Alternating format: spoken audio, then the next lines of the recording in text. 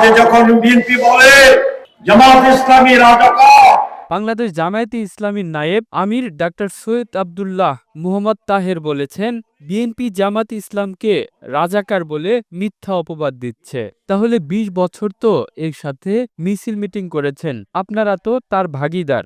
সমালোচনা না করে আসুন জাতীয় ঐক্য গড়ে তুলি। তিনি শনিবার চাঁদপুরের হাজীগঞ্জ পাইলট হাই স্কুল ও শাহরাস্তি কালীবাড়ি মাঠে পৃথক উপজেলা জামায়াতের কর্মী সম্মেলনে প্রধান অতিথির বক্তব্যে এসব কথা বলেন। যদি আমরা এতই খারাপ হই তাহলে আমাদের সাথে কেন এতদিন বসছে? আর জামাত ইসলামীরা যদি বিএনপি কে খারাপ বলে তাহলে জামাতের প্রতি মানুষের প্রশ্ন তৈরি হবে যে আপনারা এতদিন তো বিএনপির সাথে যোগ করছেন। সুতরাং একে অন্যের সমালোচনার মাঝে তিনি বলেন, আসুন দেশ গঠনে আমরা জাতীয় ঐক্য গড়ে তুলি, সমালোচনার পর্যালোচনার মিথ্যাচারের রাজনীতি পরিহার করি। কর্মী সম্মেলনে বক্তব্য রাখেন কেন্দ্রীয় নির্বাহী পরিষদের সদস্য মোহাম্মদ মোবারক হোসেন, জেলা জামায়াতের আমির মাওলানা বিল্লাল হোসেন মিরাজি ও হাজীগঞ্জ শাহরাস্তির জামায়াতের নেতা অধ্যাপক মাওলানা আবুল হুসাইন। কর্মী সম্মেলনে ২ উপজেলার ওয়ার্ড ও ইউনিয়ন থেকে ব্যানার, ফেস্টুন ও পতাকা নিয়ে